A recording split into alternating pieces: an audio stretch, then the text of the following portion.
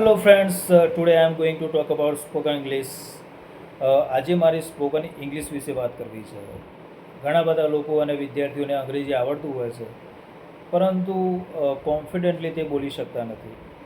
એમના મગજમાં એવી ગ્રંથિ હોય છે કે અમે ભૂલ કરીશું, અમે બોલતા બોલતા અટવાઈ જઈશું, તો લોકો અમારા વિશે શું વિચારશે, એના જ ડરમાં તે અંગ્રેજી બોલી શકતા નથી.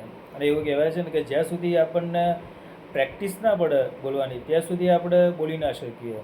આપણો ફિયર જે છે એ દૂર ના થાય. તો તે માટે મિત્રો, આપણને જેવું પણ અંગ્રેજી આવડે તેવું આપણે અંગ્રેજી બોલવું પડશે, સ્ટાર્ટ કરવું પડશે. સ્ટાર્ટિંગમાં ભૂલો પણ થશે અને એ ભૂલો આપણે સુધારવી પણ પડશે, ત્યારે જ તમે અંગ્રેજીમાં બોલી શકશો. એના માટે તમે ન્યૂઝપેપર વાંચી શકો છો, અંગ્રેજીમાં જે હોય, બુક્સ વાંચી શકો છો, ન્યૂઝ ચેનલ તમે જોઈ શકો છો, તમારા મિત્રો જોડે કે સગા સંબંધીઓ જોડે જેને અંગ્રેજી આવડતું હોય તેના જોડે તમે વાત કરો, જેથી કરીને તમારો જે કોન્ફિડન્સ છે એ ઓટોમેટિકલી વધશે. અને બીજું એ કે અત્યારના જમાનામાં ઘણી બધી એવી સુવિધાઓ છે તો જેથી તમે તમારું અંગ્રેજી સુધારી શકો છો. ખાસ કરીને જે કોચિંગ ક્લાસ છે તે તમે જોઈન કરી શકો છો. ઘરે બેસીને તમે એકલા હોવ તો પણ તમે એક સારું પુસ્તક રીડિંગ કરી અને ત્યારબાદ તમે જે પણ તમને યાદ રહ્યું હોય તો તેનું સ્પીકિંગ કરવાથી પણ તમારું અંગ્રેજી સુધરી શકે છે. ખાસ કરીને જે વોકેબ્યુલરી હોય, પાર્ટ્સ ઓફ સ્પીચ હોય, એક્ટિવ પેસિવ હોય, કે ગ્રામરના જે અમુક રૂલ્સ છે, સ્ટ્રક્ચર છે, તો તે બધું યાદ કરીને તમારું જે અંગ્રેજી છે એ સુધરી શકે છે. પરંતુ મિત્રો,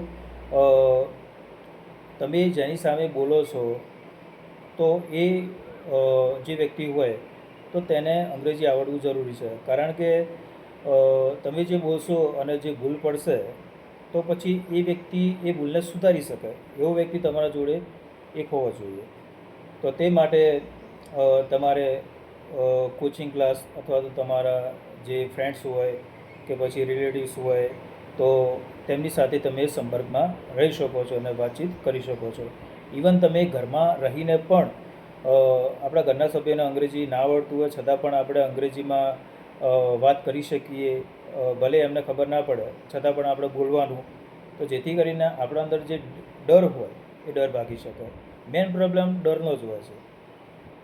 જ્યાં સુધી આપણા મગજમાંથી ડર દૂર નહીં થાય ત્યાં સુધી આપણે અંગ્રેજી બોલવામાં આપણને હેઝિટેશન થશે, સંકોચ થશે જ. એટલે તમારા મગજમાં જે પણ ભ્રમ હોય કે લોકો આપણા વિશે શું વિચારશે, તો મિત્રો એના વિશે સહેજ પણ ડરવાની જરૂર નથી.